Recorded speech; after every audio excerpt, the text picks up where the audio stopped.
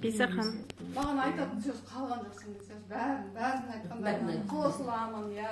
Жеке бәрін істеп, қазір айтпен асығып отырмын, алаш жақтып. Өтте уақыт қысқа. Қазір жаңа ғана бір жиналған сияқты еді, өте кетсем. Бес алты сағат қалай өткенін білмей қалдым.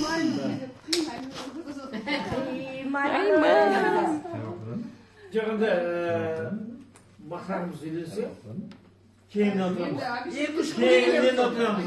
Күн түнімен жүреміз онда. Ай, онда кәдімгі запас киім алып. Запас киім. Мақсат үйен басап, берсақ, далаға, қалаққа құрып. Сендер 2 күн бұрын кеп,